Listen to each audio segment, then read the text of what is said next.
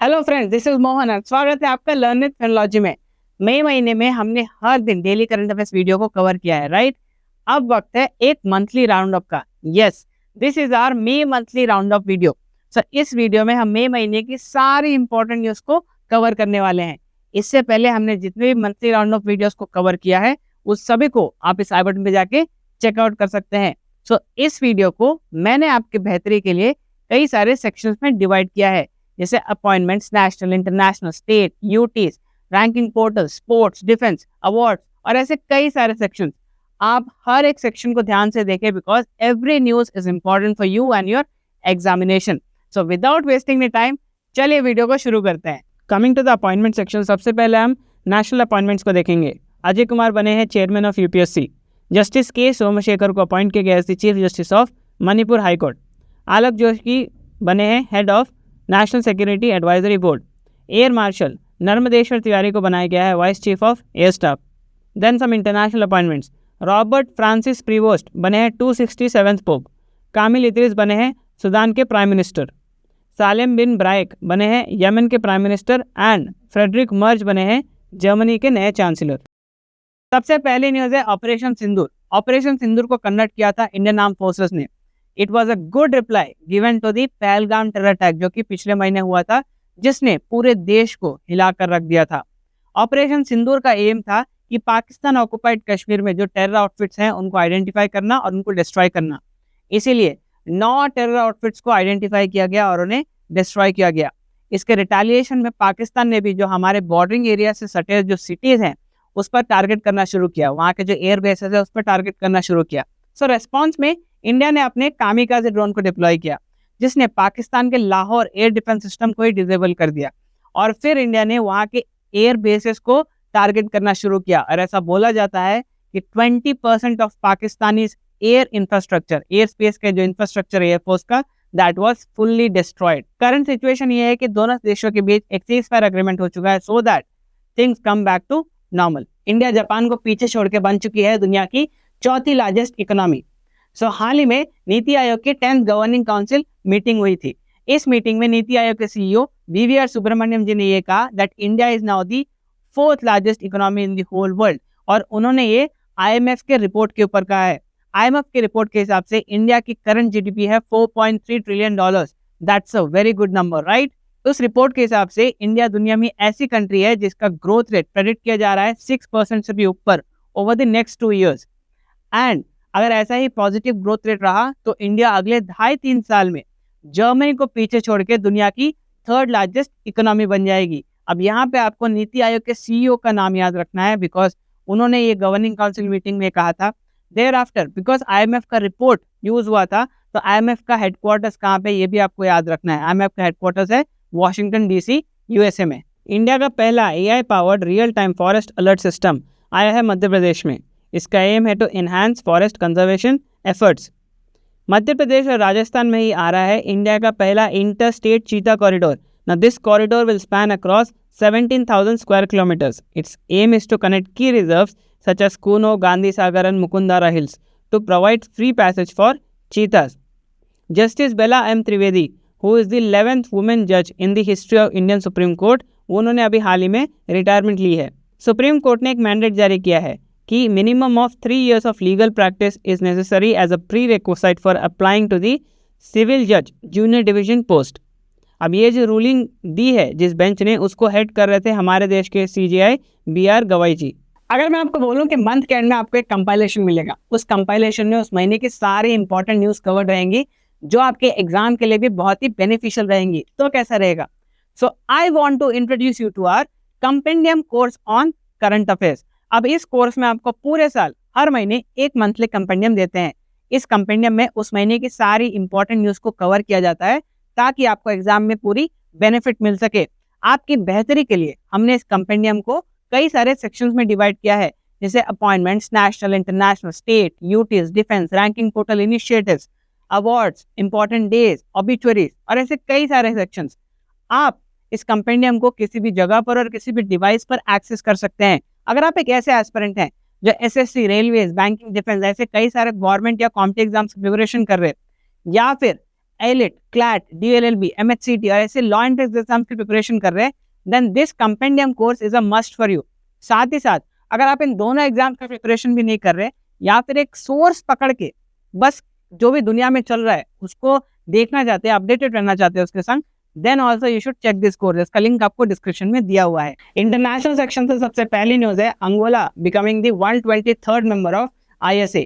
ISA का मतलब है इंटरनेशनल सोलर अलायंस। इसे फॉर्म किया गया था 2015 में और इसका हेडक्वार्टर्स है गुरुग्राम, हरियाणा में। अगर मैं आपको बोलूं कि किसी इंसान को डेड घोषित किया हो, क्या आप चौंकेंगे? नहीं। अगर मैं आपको बोलूं कि एक ग्लेशियर को डेड घोषित किया है, तो जी हाँ, याला ग्लेशियर जो कि नेपाल में है उसको हाल ही में डेड घोषित किया गया है। It's the first glacier in Asia to receive a memorial plaque and it's the third in the whole world to receive the memorial plaque. अब आप मुझे ये बताइए कि अगर याला ग्लेशियर थर्ड है इन द होल वर्ल्ड जिसको डेड घोषित किया गया हो, तो फर्स्ट ग्लेशियर कौन सी है या फिर कौन सी कंट्री में है जिसे डेड घोषित किया गया हो? आप मुझे ये बात कमेंट सेक्शन में बताइए। अब ट्रकोमा को as a public health problem eliminate करने के लिए इंडिया को सर्टिफिकेट ऑफ एलिमिनेशन मिला है by the World Health Organization. World Health Organization का हेडक्वार्टर्स किधर है? जेनीवा, स्विट्जरलैंड में। ऐसे ही कनेक्ट करना है आपको। जब भी आप एक न्यूज देखें, अगर उसमें WHO आ रहा है तो WHO का हेडक्वार्टर्स पता लगा लो, उसका करंट DG कौन है वो पता लगा लो, वो कब फॉर्म किया गया था वो पता लगा लो। जब आप ऐसे कनेक्ट करोगे तब आपको रिवाइज करने में भी दिक्कत नहीं होगा, उस सब इंस्टेंट रिवीजन हो जाएगा। ट्रकोमा एक आंखों की डिजीज है which is caused by chlamydia trachomatis. अब आप एक बात बताओ, आपको यहाँ पे एक बात तो पता चल गई कि ये आंखों की डिजीज है, तो कल को एग्जाम में अगर आपसे ये पूछा जाएगा कि ट्रकोमा जो क्लमाइडिया ट्रकोमाइटिस से होता है वो शरीर के कौन से पार्ट से रिलेटेड है, कौन से पार्ट उससे अफेक्ट होता है, तब आप उसको कॉन्फिडेंटली आंसर दे पाओगे। भूटान दुनिया की पहली कंट्री बनी है to integrate crypto payments in tourism. Now it allows international visitors to pay using over 100 crypto currencies. अब ये जो उन्होंने इंटीग्रेट किया है क्रिप्टो पेमेंट सिस्टम को अपने टूरिज्म में, इसका एम क्या है? सबसे पहला एम है to promote cashless travel for global tourist and second is encourage financial inclusion especially in rural Bhutan. अब यहाँ पे आपको भूटान का आपको कैपिटल और करेंसी दोनों जान के रखना है, बिकॉज आपको क्वेश्चंस यहाँ से भी पूछे जा सकते हैं। World's largest snake has been discovered in the Amazon.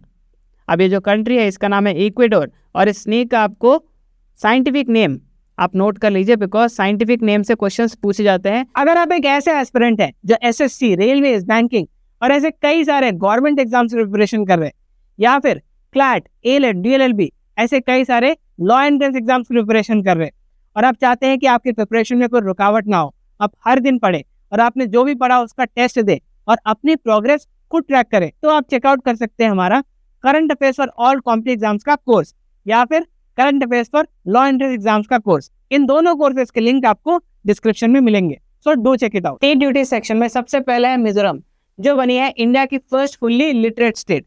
According to the PFLS survey 2023-24 Mizoram का लिटरेसी रेट है 98.20%। अब आप मुझे बताइए, according to the 2011 census India में कौन सी ऐसी स्टेट है जो सबसे ज्यादा लिटरेट थी तब? नॉर्थ ईस्ट इंडिया का पहला जियोथर्मल प्रोडक्शन वेल ड्रिल किया गया है in west Kameng district of Arunachal Pradesh. इसे ड्रिल किया है centre for earth sciences and Himalayan studies ने। अब हम बात करते हैं स्कीम्स एंड इनिशिएटिव्स की। सबसे पहला है ज्योति स्कीम। इसे लॉन्च किया गया है केरला में। It's a comprehensive campaign which is aimed at enrolling migrant children into the states education system and anganwadis. Next हम बात करेंगे E0 FIR के बारे में। इसे लॉन्च किया है मिनिस्ट्री ऑफ होम अफेयर्स ने। इसका एम है to enable smooth registration of FIRs in high value cyber financial fraud cases. Defence section से सबसे पहली न्यूज है delivery of INS Arnala. INS Arnala है इंडिया की सबसे पहली indigenously build anti submarine shallow water craft. अब यहाँ पे आपको एग्जाम में डायरेक्ट क्वेश्चंस बहुत ही कम पूछे जाएंगे। आपको पूछा जा सकता है कि ये किस टाइप की वेसल है, देयर आफ्टर इसकी लेंथ के बारे में पूछा जा सकता है। इसकी लेंथ है 77 मीटर्स। सो ब्रह्मोस मिसाइल की मैन्युफैक्चरिंग फैसिलिटी इनॉग्रेट हुई है कहाँ पे? लखनऊ, उत्तर प्रदेश में। अब ब्रह्मोस की अगर मैं बात करूं तो it's a supersonic cruise missile. इसकी रेंज है अप्रॉक्सीमेटली 290 से 400 किलोमीटर्स और इसकी स्पीड है 2.8 मैक। अब यहाँ से आपको स्टैटिक पोर्शन से क्वेश्चंस पूछे जा सकते हैं। करंट क्या है इसका? करंट न्यूज है इसकी मैन्युफैक्चरिंग फैसिलिटी इनॉग्रेट हुई है नई वाली। स्टैटिक पोर्शन क्या है? ये सारे स्पेसिफिकेशंस जो मैंने बताए। अब इंडियन नेवी इन्वेस्ट करने जा रही है एक एंशिएंट स्टेट शिप। इस शिप का नाम है INSV कौंडिन्या। INSV का मतलब है इंडियन नेवल सेलिंग वेसल। इसे इंडक्ट किया गया है एट द नेवल बेस कारवर। अब ये कहाँ पे? कर्नाटका में है। अब इस शिप को बनाने के लिए, इस वेसल को बनाने के लिए बहुत सारे कारीगरों की जरूरत पड़ी होगी, राइट। इन कारीगरों को लीड किया है मास्टर शिप राइट श्री बाबू शंकरन जी ने। आपको इनका नाम भी याद रखना है। अब ये हो गया करंट। इसका स्टैटिक क्या पूछ सकते हैं? स्टैटिक पूछ सकते हैं कि इंडियन नेवी के कितने कमांड्स हैं? 3। इन कमांड्स के हेडक्वार्टर्स कहाँ पे? ईस्टर्न, वेस्टर्न और सदर्न कमांड्स के हेडक्वार्टर्स कहाँ पे? इंडियन नेवी का भी करंट चीफ कौन है? इसके वाइस चीफ कौन है? उसके बाद इंडियन नेवी डे कब मनाया जाता है? इंडियन नेवी का मोटो क्या है? ऐसे कई सारी चीजें आप एक एक करके पॉइंट नोट करिए और आप लिखते जाइए, बिकॉज एट द एंड आप रिवाइज ऐसे ही कर पाएंगे। अगर आपको लास्ट में रिवीजन का टाइम नहीं मिलता तो it's the best way to revise. Current देखा और उसके साथ स्टैटिक भी रिवाइज कर लिया। सब इंस्पेक्टर गीता सामोता बनी है first CISF officer to summit Mount Everest. अब यहाँ पे आपको CISF का मोटो और CISF के जो करंट DG हैं उनके बारे में पता लगाना बहुत ज़रूरी है, बिकॉज ये जो न्यूज़ है वो करंट न्यूज़ है, पर स्टैटिक से भी आपको क्वेश्चंस पूछे जा सकते हैं। तो CISF का मोटो है प्रोटेक्शन एंड सिक्योरिटी, और अभी करंट जो DG हैं CISF के वो हैं श्री रजविंदर सिंह भट्टी जी। नेक्स्ट हम बात करेंगे कुछ मिलिट्री एक्सरसाइज के बारे में। एक्सरसाइज राहत ये कंडक्ट किया गया है between Indian army and NDRF। NDRF का मतलब है नेशनल डिजास्टर रिस्पॉन्स फोर्स। ये एक joint humanitarian assistance and disaster relief simulation है, दैट मीन्स HADR एक्सरसाइज है। NDRF की अगर मैं बात करूँ तो इसे 2009 में फाउंड किया गया था एंड इसका मोटो है आपदा सेवा सदैव सर्वत्र। Next up is exercise golden dragon 2025। ये किसके बीच कंडक्ट किया जा रहा है? ये कंडक्ट किया जा रहा है बिटवीन चाइना एंड कंबोडिया। ये इसका 7th एडिशन है और इस बार इसको होस्ट कर रही है कंबोडिया। स्पोर्ट्स सेक्शन में हमारे देश के स्टार जैवलिन थ्रोअर और Olympic gold medallist Neeraj Chopra ने कीर्तिमान हासिल किया है। He has become the first Indian javelin thrower to cross the 90 metre mark, और उन्होंने ये किया है at the Doha Diamond League. He has become the 3rd Asian to do so. अब उनसे पहले जिन 2 लोगों ने इस कीर्तिमान को हासिल किया है, इस 90 मीटर मार्क को क्रॉस किया है, उनके नाम आप मुझे कमेंट सेक्शन में बताएं। साथ ही साथ नीरज चोपड़ा को ऑनररी लेफ्टिनेंट कर्नल का भी रैंक दिया गया है फ्रॉम दी टेरिटोरियल आर्मी। उनसे पहले MS धोनी, कपिल देव, अभिनव बिंद्रा ऐसे स्पोर्ट्स पर्सनालिटीज को भी ये रैंक दी गई है, तो आपको इन सभी के नाम याद रखने हैं। अब ये दोहा डायमंड लीग में जहाँ पे नीरज चोपड़ा ने मार्क को क्रॉस किया है, वहाँ पे उनको सिल्वर मेडल हासिल हुआ है और गोल्ड गया है to Julian Weber of Germany. अब मैं बात करूंगा सुधीरमान कप के बारे में। ये इसका 14th एडिशन था और चाइना ने साउथ कोरिया को हरा के इस एडिशन को जीत लिया है। अब आपको एग्जाम में ये नहीं पूछेगा कि किस कंट्री ने इस पर्टिकुलर कप को जीता है, आपको ये पूछ सकता है कि ये पर्टिकुलर कप कौन सी स्पोर्ट्स रिलेटेड है। सो ये है बैडमिंटन से रिलेटेड, सो आप इसे बिल्कुल नोट कर ले। MMA जिसका मतलब होता है मिक्स्ड मार्शल आर्ट्स, ये 2026 के एशियन गेम्स में अपना डेब्यू करने जा रही है। 2026 का एशियन गेम्स जापान होस्ट करने वाली है और इसका पहला एडिशन 1951 में खेला गया था, जिसे इंडिया ने होस्ट किया था। इंडिया के star cricket player Virat Kohli और रोहित शर्मा ने टेस्ट क्रिकेट से रिटायरमेंट ले ली है। So 2027 FIFA women world cup के होस्ट सिटीज अनाउंस हो चुके हैं। इसे होस्ट कर रही है Brazil and a total of 8 cities have been given the chance to host this particular event. अगर मैं फीफा वुमेन्स वर्ल्ड कप की बात करूं, इसे 1991 में स्टार्ट किया गया था एंड इसकी फर्स्ट होस्ट थी चाइना एंड इसे करंटली स्पेन ने जीता है 2023 में जो इसका एडिशन हुआ था, और इसके मैक्सिमम टाइटल्स हैं USA के पास। श्रीहरि LR बने हैं इंडिया के 86 चेस ग्रैंड मास्टर। अब जब आप 86 चेस ग्रैंड मास्टर के बारे में सुनते हैं तो आपको पता लगा के रखना है कि इंडिया का फर्स्ट मेल ग्रैंड मास्टर कौन है और फीमेल ग्रैंड मास्टर कौन है, और वो कौन से साल में ग्रैंड मास्टर बने थे। अवार्ड सेक्शन से सबसे पहले न्यूज़ है, इंडिया की बानू मुश्ताक जी को मिला है इंटरनेशनल बुकर प्राइज 2025। उनको ये अवार्ड दिया गया है for her short story collection जिसका नाम है हार्ट लैम्प।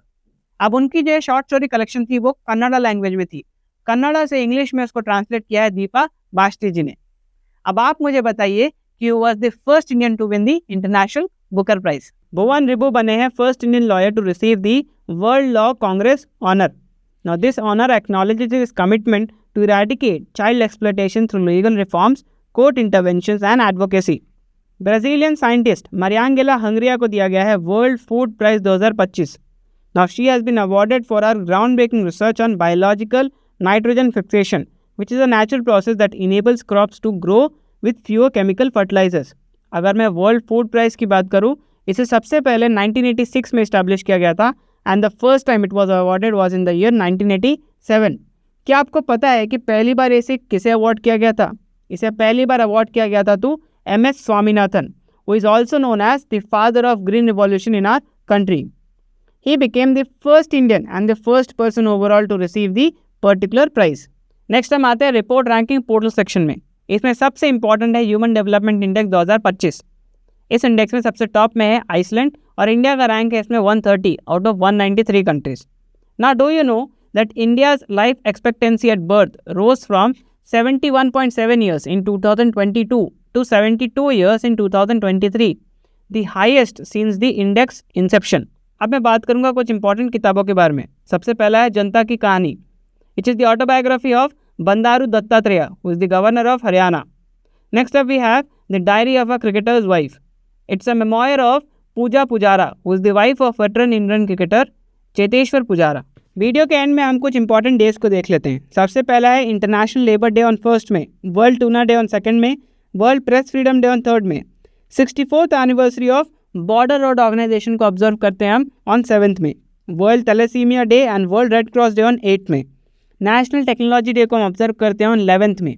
अब ध्यान रहे हम इस डे को क्यों ऑब्जर्व करते हैं. सो हम 11 मई को नेशनल टेक्नोलॉजी डे इसीलिए ऑब्जर्व करते हैं बिकॉज इसी दिन इन द ईयर 1998 हमने पोखरन में सक्सेसफुली न्यूक्लियर टेस्ट को कैरी आउट किया था.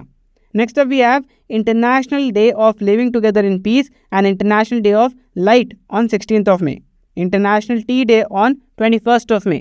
हिंदी जर्नलिज्म डे को हम ऑब्जर्व करते हैं on 30th of May.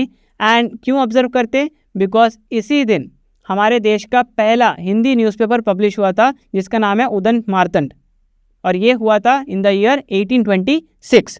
And the last is world no tobacco day on 31st of May. So ये थी हमारी monthly wrap up video. I hope आपको वीडियो पसंद आया हो and you have gained a lot of information from it.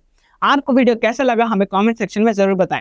अगर आप ऐसे ही करंट अफेयर्स के साथ अपडेटेड रहना चाहते हैं देन आप हमारे चैनल को सब्सक्राइब कर सकते हैं. Do not forget to hit the bell icon because every time we upload a video you get the notification of it. Till then, stay tuned for the next video. Best of luck and bye.